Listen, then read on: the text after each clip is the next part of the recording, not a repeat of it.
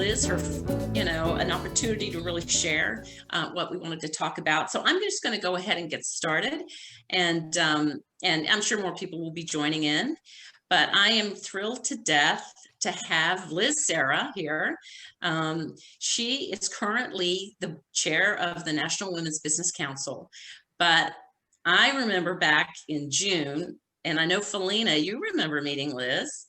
In June of 2015, she was one of the first people to walk in the door for my launch party. So when we first opened it, it was 5 years ago in May. And ever since then, she's been so helpful. She's supported me in the Hera Fast Pitch programs by being a judge and a jury and actually is very instrumental in supporting the community here in the DC area. She's, as I'm sure you read on her bio, she's an angel investor. She's had a marketing company, very successful businesswoman. She's worked at the Dingman, been chair of the Dingman entrepreneurship program at University of Maryland, and a lot of other things in her career. And I'm going to let Liz tell you a little bit more about her background and her interests and what her vision and goals are for the National Women's Business Council under her tenure. But it's really a special thing for me to have you here because she's also a friend and a mentor to me too. So she's been very helpful, and thank you so much for joining. So Liz, I'd love for you to share a little bit more about your background and also I want at some point in time for you to share how the National Women's Business Council came to be and its important role that it plays for women across the country and their businesses, and then what you are focusing on right now. I know that's a that's a long list, but I know that you will very eloquently speak to all of that. So, well, thank you, Julia, and thank you for your wonderful introduction. And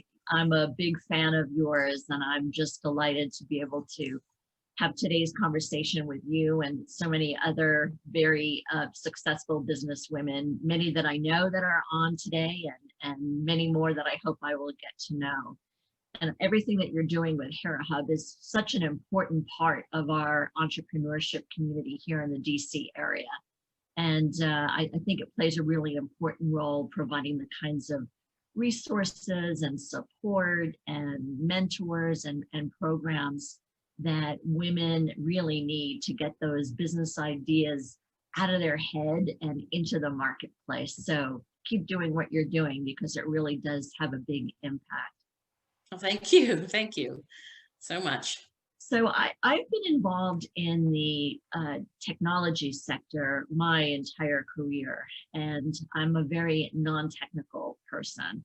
I like it that way. There's never been any desire on my part to understand technology in terms of how it works, but I've always been interested in it in terms of how it changes the way we interact with people, the way we do our jobs, the way we just engage in the regular activities that all of a sudden become changed overnight by the introduction of some type of software or a device that makes the way we do those things entirely different. So my approach in being involved in the tech sector has always been from a business standpoint. And, my background is in marketing and sales and just overall business skills. And so those are the things that I've always brought to the table, including when I co-founded a software company during the early 1990s.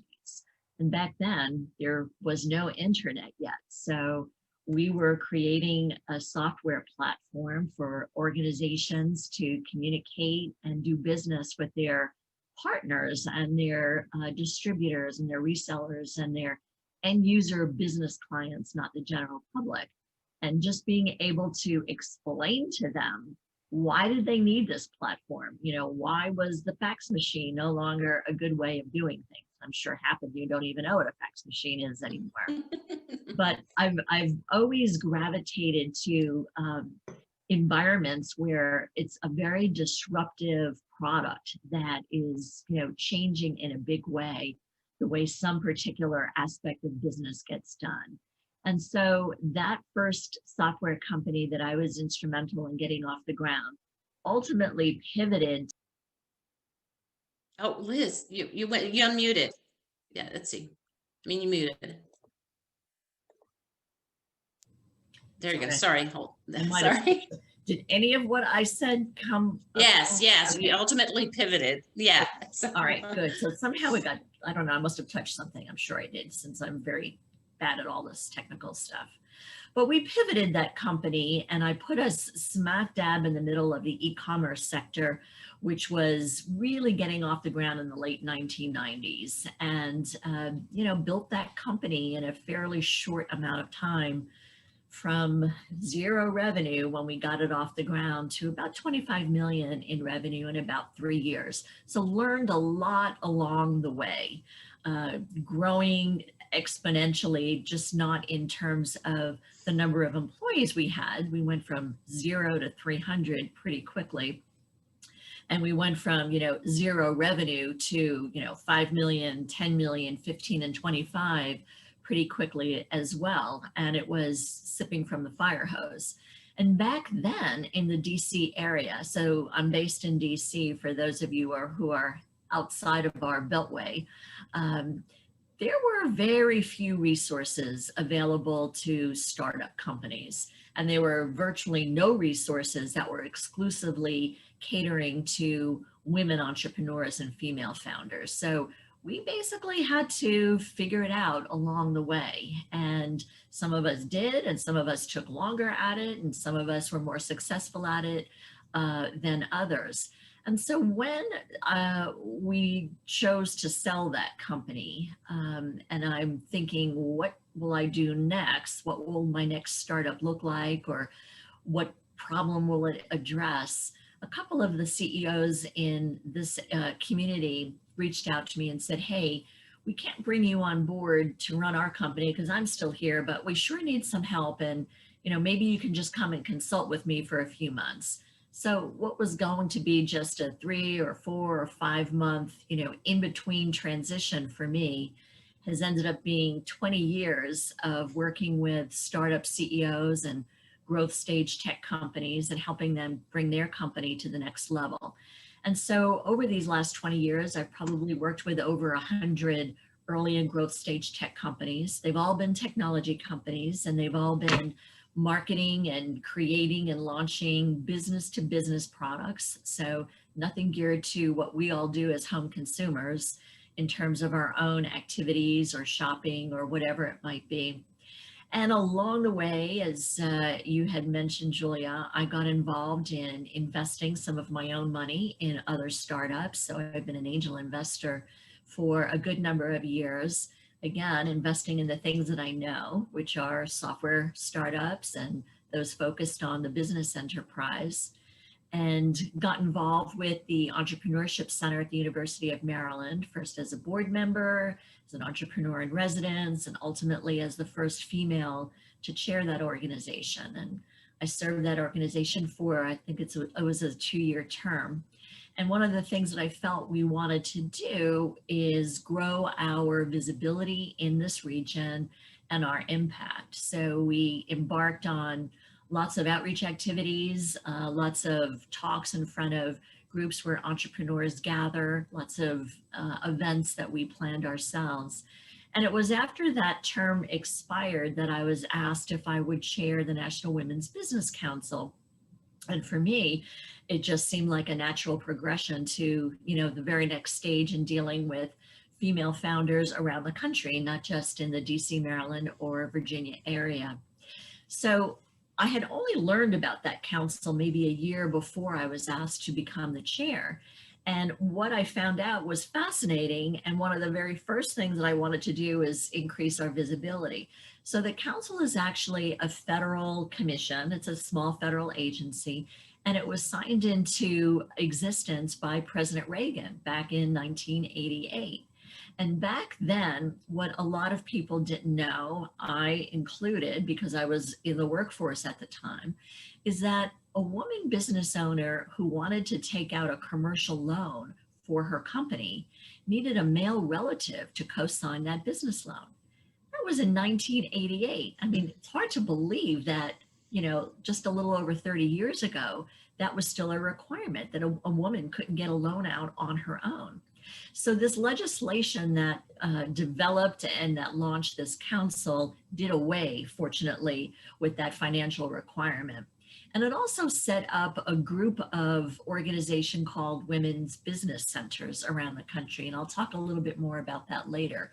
But the council has one mission, which is to help female founders and women business owners overcome the challenges that they face that may become more hurdles for them than what male counterparts have to do to get their business ideas off the ground and into the market with products or services or whatever their offering is. And the council is made up of 14 women that are either small business owners or presidents of women business organizations. And we're completely nonpartisan. And that's a really important component because it makes sure that we're focused on the issues and not on politics. So when I took over the council, there were probably 14 seats, and the chair is the 15th seat. There were probably 14 seats that needed to be filled. So I filled 8 of those seats with women business owners from around the country, looking for diversity, not just among the women themselves, but in the kinds of businesses that they had. So I didn't want all of the same. And I didn't want everybody being in DC or Maryland and Virginia. So we have a good cross section of women in large cities and in very small rural communities.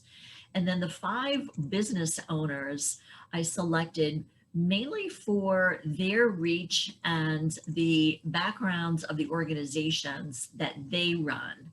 And I did that in a way because I had a very clear idea of what I wanted our issues to focus on for the council. And each chair that comes on board for their 3-year term pretty much determines what the focus of that council will be during that term and what were the issues that they will address and what are the activities that they want to embark on.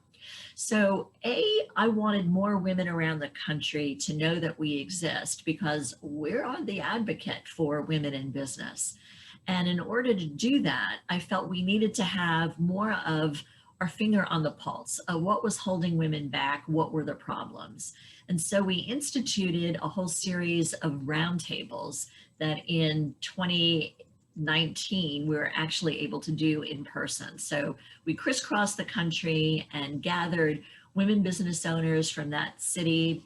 We brought in ecosystem partners to the business community. So that ran from the local economic development offices to elected officials at both the state and the federal level, entrepreneurship centers, investors, banks, representatives from the small business office, if there was one close by.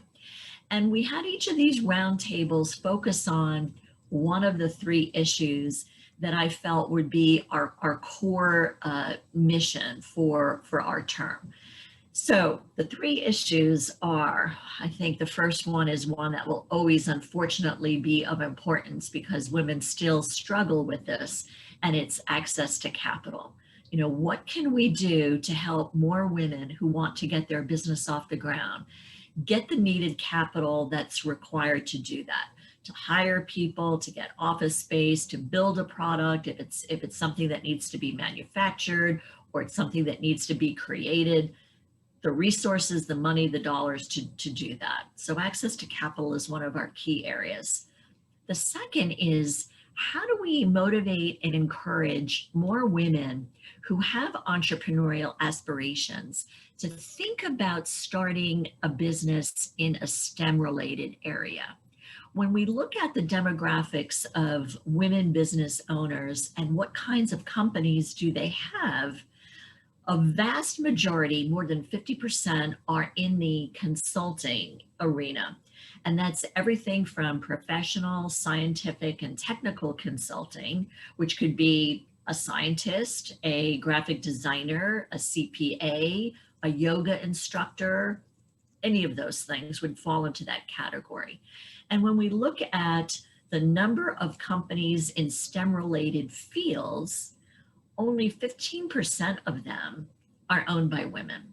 So figuring out what are the ways that we're going to encourage, motivate, and help clear the path for more women to start companies in STEM areas, because those are the areas that can have a large impact, an impact that goes beyond the community. So a professional trainer, a graphic designer, a restaurant owner is going to have a significant impact in their local area, but they're seldom going to have an impact beyond that.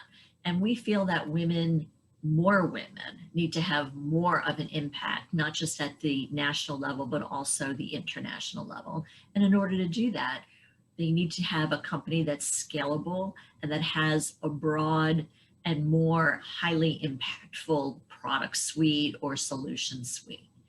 And then the third area that we've been focusing on for the last almost 3 years is how do we help women that live in rural communities overcome the challenges and the lack of resources that those of us who live in big cities don't have to face. So we did several roundtables in places like Nampi, Idaho, and outside of Des Moines, Iowa, where to my surprise, many of those women drove an hour and 45 minutes just to come and be part of our roundtable and let their voice be heard. And so there are many things that we feel that we can do. And when I get to talk about some of the recommendations that we've just made this past December, they address some of the shortcomings that rural communities have that are not conducive to women starting and launching their businesses. So those are the 3 areas that we're continuing to focus on as we go into this calendar year. And the roundtables, which were a very important part of our strategy of not just increasing our visibility, but increasing our touch points into the market that we serve, which are women business owners, and making sure that we're getting the feedback directly from those who are impacted in those 3 areas so that we can best formulate strategies and recommendations that will help overcome that. Wow. Well, that's so great, Liz. Thank you so much for that, for explaining all of that, because I do think that one of the things that when I first learned about the National Women's Business Council, I thought, wow, what a vast amount of data and resources to the council is building in support of the programming or trying to figure out the direction. And I think that's also a very critical piece, is because it's really hard to kind of measure the progress you're making, and until you've gotten it, if you don't have the measurement tools. And I didn't realize that. I mean, if you go to the National Women's Business Council website, there's a whole lot of information about the research and all of that other types of things that you guys have done, which I think is really important for people to go take a look at. And I'll also post a link to your annual report that you just published that really does a deeper dive into all the things and recommendations. But I know that one of the things that the council also does is make recommendations to Congress and the White House and to other organizations. Can you talk a little bit about how that works? Absolutely. So one of the things that we focused on in order to come up with these recommendations is doing it by taking our full council of 15 members, and I created a subcommittee for each one of these areas and assigned our board members to participate on these committees. And again, the makeup of the council, in my mind, was geared to how do we take these issues and really garner the insight and the experience of the women who are on the council that are involved in that particular area, so that we can come up with the best results and hopefully come up with recommendations that will actually be implemented. And why this is so important when we look at what are the statistics of women business owners compared to all business owners in general. I was pretty surprised when I started seeing some of the information, and we published some of this information in December.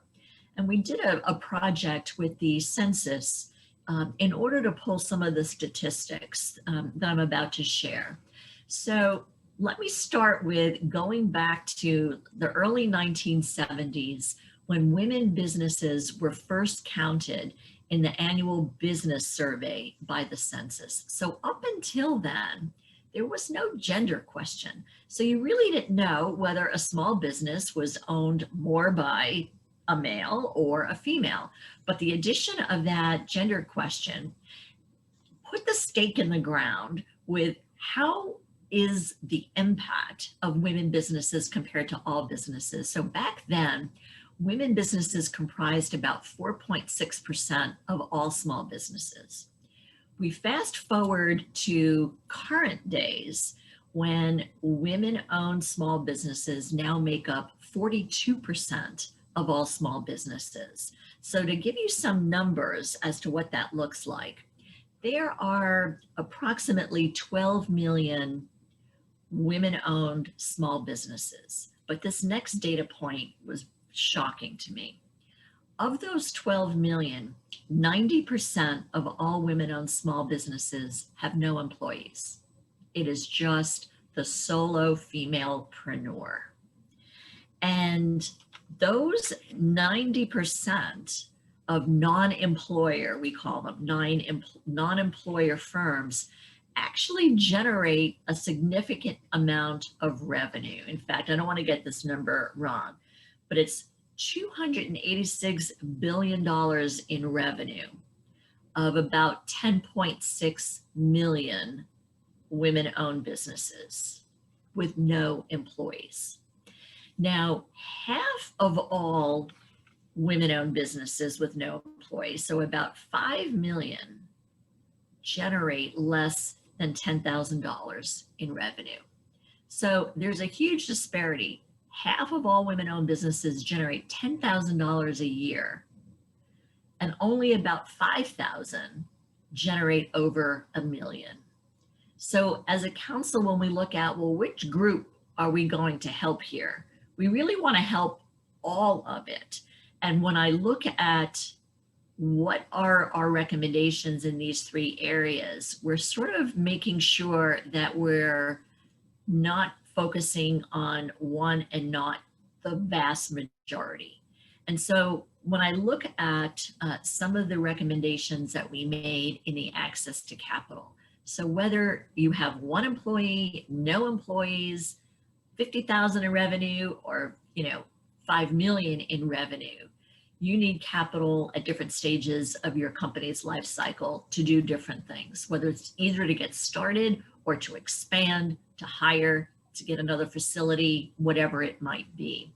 So one of the recommendations from our Access to Capital initiative has to do with addressing all of those audiences, the solopreneurs, as well as the ones with numerous employees and significant million-dollar, multi-million-dollar revenue.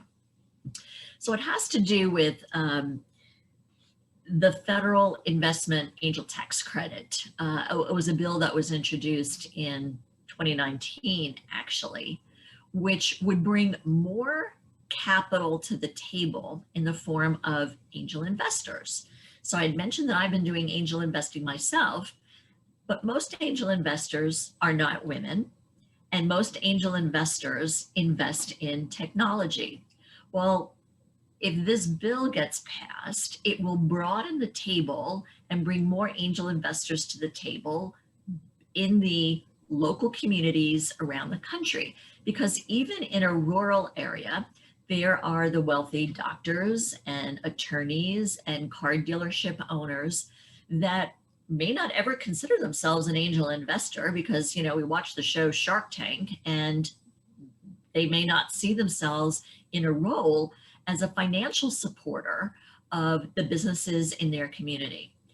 This angel tax credit would make it very attractive for angels to invest in any type of company in their backyard, helping more companies get off the ground. Another component of this same bill then goes to those women-owned businesses with no employees as a way to help them reach that first employee and the costs associated with it, because it would offer an employee tax credit to that first employee. So in that one bill, and we've spent a significant amount of time talking with members of Congress who were part and parcel to introducing that bill on aspects of those two components that would really have an impact in helping women. Another recommendation from our Access to Capital initiative really came out of what we learned through the virtual roundtables that we did last year and the in-person ones the year before. And it has to do with the lack of financial literacy that a lot of women-owned businesses unfortunately still have. When we saw what was happening with the PPP loan program last year, so many women were left out because they didn't have the accurate and the required financial statements that were needed to complete their loan application.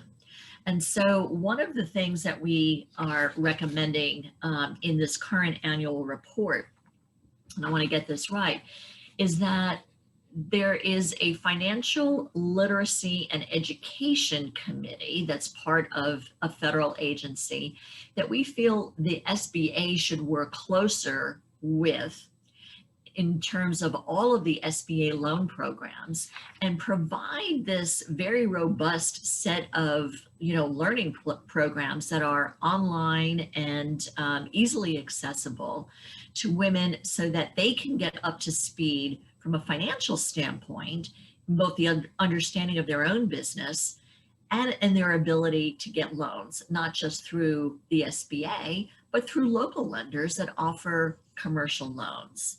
And so financial literacy is one that many women business owners could benefit from. And if there are resources in their local communities that they can take advantage of through incubators and accelerators that might have programs on that point, we think that's going to be useful for the longevity of their company and their need to get capital, maybe through loans as well as through investment on the equity side. So financial literacy is really key. So those are just two of the key things that came out of our recommendations as it relates to access to capital, Julia. Well, and I think that in my opinion, that those are right on. From what I hear from a lot of women business owners that I talk to, that is a real big stumbling block. And a lot of times if they're feeling, a lot of women business owners saying, well, I don't even know how to approach getting some financial support so I can get my business off the ground or take it to the next level. And a lot of times they also feel like, well, why is somebody going to want to invest in me? Mm-hmm. And a lot of times in the current investment climate, what we hear is, oh, we're just all interested in investing in these big tech companies or unicorns. And there's a lot of good businesses out there and great businesses out there that aren't going to be that unicorn investment, but with a good influx of the right type of funding or loans that can really accomplish something and really contribute to the economy. So I think that's really important, and hopefully we'll see some results from your recommendations, in terms of legislation and being passed, and that deeper connection between the SBA and all with that financial literacy, because those I think are really critical. It really is, and we're really hopeful because it's, the bill was well received, and we're hoping that Congress will support that bill, once session gets back, because when we look at how many women own tech companies, it's a really small number. It's 5%. But if we look at what are the kinds of companies that other women business owners have in large proliferation, it is the consulting firms, and it's also in the healthcare space. Again, back to that piece of research that we sponsored with the US Census that we announced in December. Healthcare and like social assistance makes up just under 14% of all women-owned businesses. Retail, women are big owners of retail. It's about 11% of all women-owned businesses. So these are the kinds of businesses, you know, whether it's restaurants, whether it's boutiques, whether it's bookstores, you know, whatever it might be. These are the kinds of businesses that are really important to the communities that we live in. And many of us make the decisions to live based on what are those resources that are there that we can walk to or easily drive to.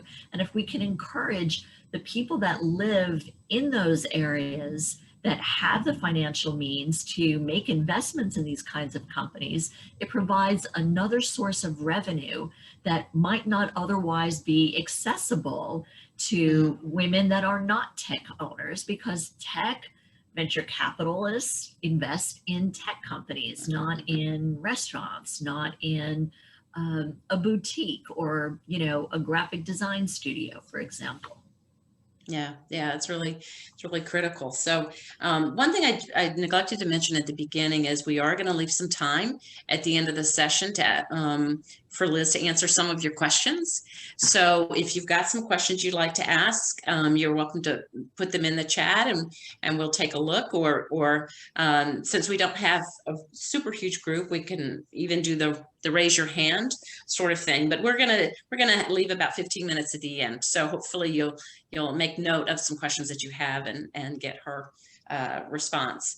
But the other thing that I wanted to talk about next, and thank you so much for just really sharing all that information, is really, you know, 2020 has rocked a lot of us, and people have pivoted and done some really changed their business models or started something different and that sort of thing. And I know that you mentioned in your annual report that's actually on the website, the National Women Business Council.gov, nwbc.gov website, that you guys had a pivot as well. Obviously, you even referenced that when you're saying you used to do these in-person roundtables. But so can you tell us a little bit about what happened with the pandemic and all of that, and how you guys pivoted?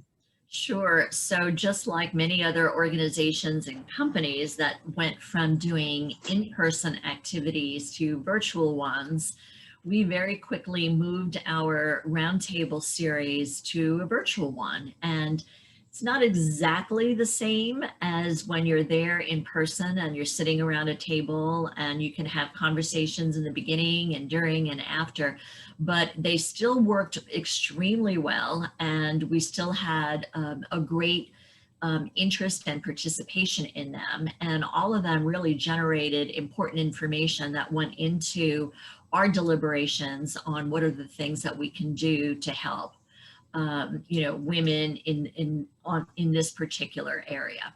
The second thing that we inaugurated last year was a series of webinars, and we call them Wednesday webinars.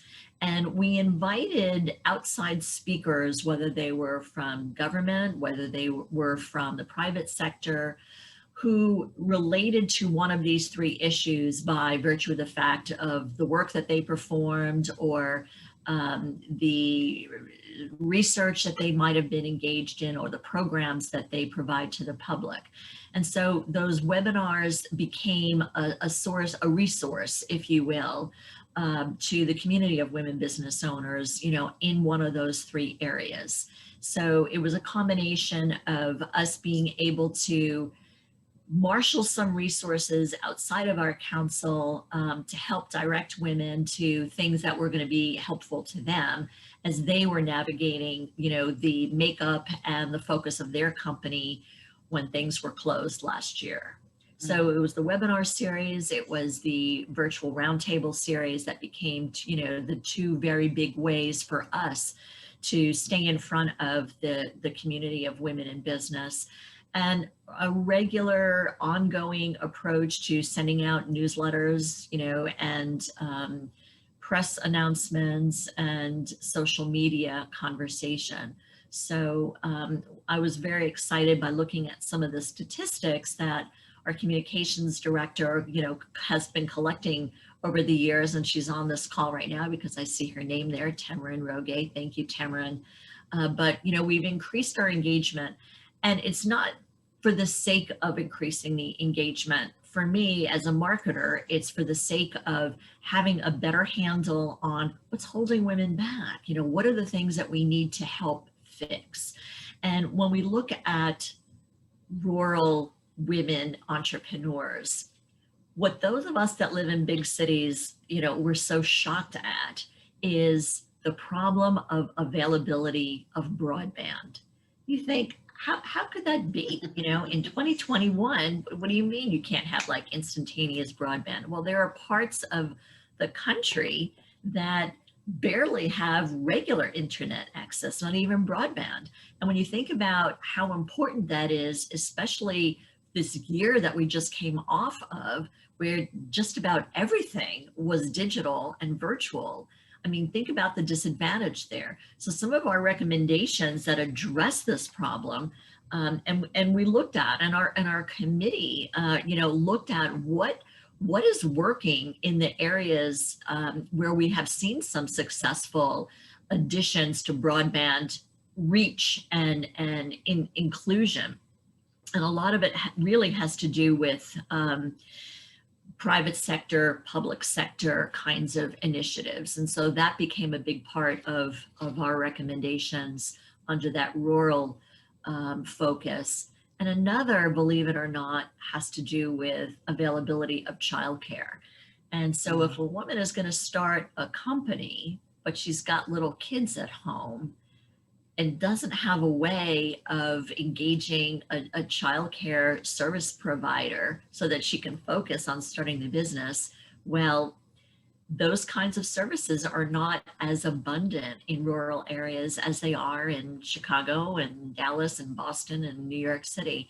And so some of the things that we looked at and that we recommended that will address this shortage of childcare in rural areas is potentially expanding health service accounts so that women can put more money into an HSA if they are with a primary employer, so that maybe she could spend the time using some of those dollars to put her kids into childcare and have it paid for, in pre-taxable dollars. So those were some of the things that we looked at that wouldn't necessarily be intuitive to women that live in big cities and have access to many more resources than those that don't. Yeah.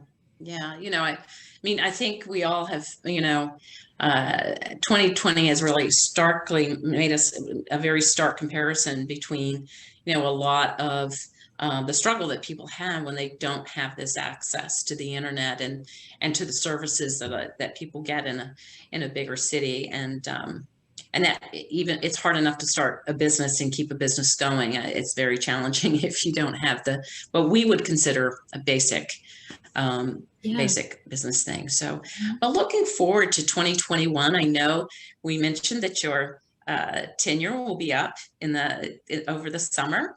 But what are your thoughts for 2021 right now? And then we'll start taking some questions. Sure. I'm personally hopeful that with the vaccine now out in each of the 50 states and, getting down to the people, that we'll be able to start opening up businesses again. So, so many women, as I mentioned, operate retail establishments, many of which have not been able to reopen in certain cities. Like New York, restaurants still don't have in-person dining. But I'm hoping that as we get our arms around, preventive measures, meaning this vaccine, accessible to more people, that we can see a return to, business to some extent the way we knew it, because women have been particularly hurt by the closures because of the kinds of businesses they operate in such a large percentage. And so I think that will be important. We're going to continue to monitor stimulus programs like the PPP and make sure that women who really need those funds have access to them. You know, one of the big things that we were very instrumental in playing a role in last year in that second round of PPP was regular communications with the SBA to make sure that those SBA dollars were coming from small and local community banks, not just the big global banks. Because if you think about it, small businesses tend to bank from smaller banks. And so we were very, very encouraged when that second round of PPP money, in large part, $60 billion of it, was earmarked for the very small banks, so that hopefully the very small women business owners had the opportunity to apply and hopefully get some of those funds too. Oh, great. Yeah, yeah, I know. And because a lot of times that's, you know, those are the banks that really that you have to go to, because a lot of the bigger banks don't have the kind of support and those types of and personal relationships that you really need in order to keep your business financially healthy. So that's really great. Thank you so much for that. So let's go ahead and take a few questions. Let's see. I see some questions here, but what might be a good idea is if you want to raise your hand, if you see the reactions button, and then you can ask the question yourself versus me asking it directly. That would be great. It looks like Laura had sent a question. So does anybody have a question that they'd like to? Hey, Julia, can you hear me? Yes, I can. Thank you so much for putting this all together. I am thoroughly impressed, and what a great group from around the country. So thank you, Liz, too, as well. So my question is really, I own a credit card processing firm that's certified as a WBE outside of Chicago. We have a lot of businesses that are B2B. We get those leads a lot from commercial banks that we work with. So for instance, if we are working with, a company that has, that's selling computers to the government or setting all state offices up throughout the country, what would be the dialogue that would be, recommended to maybe ask them to be an angel investor? Like, how does that even come up organically? So I guess that's because obviously I've seen their financials, they're very healthy. A lot of the people that we work with, I would say, I wouldn't say a lot, but there's a percentage of them that are owned by, they're female owned and operated. So any type of insight onto kind of starting that conversation, how that flow would go. And, another one comes to mind, a company that sells test tubes to universities and hospitals. So really great for, $40 million a year, at least minimum, those kind of businesses. So all angel investing is local. And I know that there are a number of angel groups in Chicago. So I would recommend that you check out the Angel Capital Association website, because I believe they list all of the angel groups around the country. Like in the DC area, we probably have about 12 different angel groups between DC, Maryland, and Virginia. And one of the newest ones is one that I just recently joined called Citrine Angels. And it's a women-only angel group that invests in women-owned startups. So I'm really excited about that, because for many years, I sat in 2 other angel groups in this area, being one of about 3 females in a group of about 40 males. So having an angel group founded by women, consisting of women who are investing only in women, I think is great. And we're seeing more and more of that around the country. So check out the Angel Capital Association for angel groups in your area. Go to one of their meetings and see how they do it. And then, that would be the best way to think about how to engage more people to either join a group that's already there, or if you have enough interested people, start your own. Thank you so much. Yeah, great. Thank you, Laura. That was a great question. Does someone else have a question for Liz? Feel free to raise your hand. Hi, Karen. Karen. Okay, you should be able to unmute. There you go. Hi, Karen. Hi, so nice to see you, Liz. You too. So my question is all the things you mentioned are right, of the issues that women face starting their business. I'm so glad that, you know, all these things are being worked on. But my question is the council working on any of like the mindset issues that hold women back from starting a business and growing their business? And I'm thinking of things like self-worth and confidence and fear. So there's something that we even recommended in this past year that maybe touches on where you're going with the mindset issues, and that has to do with mentors. So what we have found through these roundtables, and I see a lot of heads nodding, is that women entrepreneurs really need to see a like person to themselves if they're starting a company, especially when it comes to STEM areas.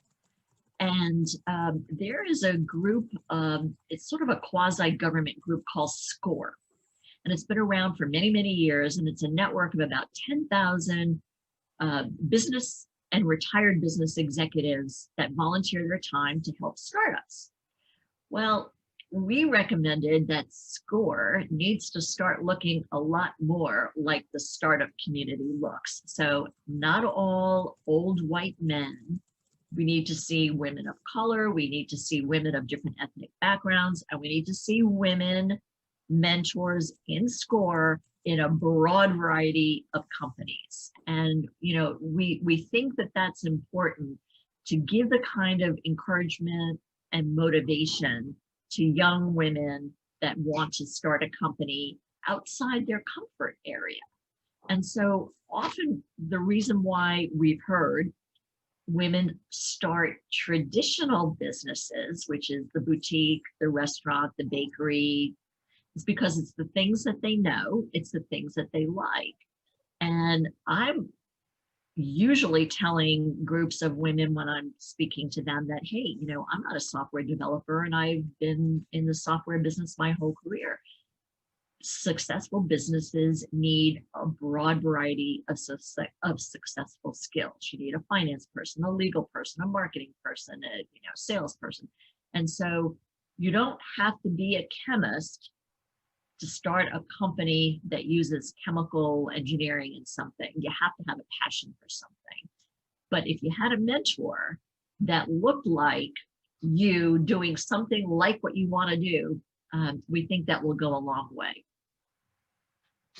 Yeah, that makes a lot of sense. Thank you. Yeah, thanks so much, Liz, for sharing that too. And actually, January is National Mentorship Month. So it's really in it. And actually, Liz Whitehead is here with me. We've done through the Beacon grant program. We did a couple of mentorship for a couple of years in a row, just really trying to help promote and get people to network and meet more mentors, because I agree, I think it's really important. Okay, Cherie, you're next. Hey, So Liz. good to see you. Hey, Julia. Good to see both of you. I haven't seen y'all in so long. I know. I am super excited about the legislation, Liz, that you were talking about. And I just wanted to get a better sense from you of how likely it is to pass, and what should I put in my Google alerts and all of that, because I think that could be a game changer for us. So we are optimistic about it, and in our latest report, we're continuing to show our support to Congress for it, and we're going to continue to monitor it. So right now, I don't have any more news on its likelihood or its future, but we're not going away as far as that issue goes. So we're going to stay in close communication. I mean, the makeup of the committee structure is going to change a little bit, and we're going to make sure that we're in communication with the House and Senate Small Business Committee members, so that they're aware of our position on this, and hope that they will take it up. Yeah. Yeah, I hope so too. Thank you to both of you. Yeah. Oh, you're very welcome. And I think that is really important to, find ways to encourage angel investment, because there's a huge, there is that serves such a special place in the funding cycle, and for so many women that sometimes just a good angel investor will get them on the right track. And it's nice to have some tax relief if you could get it for making that investment. So I know Felina had her hand raised earlier. So did you have a question? Yeah. Liz, you talked about a bit about this at the beginning. Just any advice for folks that want to position themselves later for commissions, either state commissions, federal commissions? How does one go about, I guess, knowing what commissions are doing and who's looking for people on these commissions? It was certainly an unplanned thing on my part, so I couldn't even begin to tell you how to go about it. But if you're networked in your community, I think that would probably be helpful. I think if you're in contact with the staff of your House of Representative member or senator, maybe that would be extremely useful. And I'm sure it's just my own network that, put my name forward. Of course, that's how it worked out. But if you can kind of boost that along, maybe that's the approach. Because I know when I was looking to fill our council seats in diverse areas of the country where I didn't have personal business contacts, we did reach out to like SBA offices in those regions. We did reach out to members of Congress on the House and Senate side, as well as the small business side, just to see if they knew of, women business leaders in their backyard that might be interested and be willing to serve on the council. So probably getting dialed into your senator and congressman might be a good approach. Yeah. Well, great. Well, thank you so much. And one of the things that if anybody else has a question, please raise your hand. But one of the other things that I have to say, really appreciate about you, Liz, is that it seems to me that I just remember so strongly last year, you took every single opportunity you could, with the NABO local chapter and Her Impact event, and I'm sure you did many more appearances just to really share and get the word out. And I appreciate that the volume of work that was to go to all these places. And I turn up at an event and there is Liz, and she's sharing the vision and what they want to do. And so I'm sure that under your leadership that's been really important to really expand who's aware of the advocacy that the National Women's Business Council is doing on the part of all of us.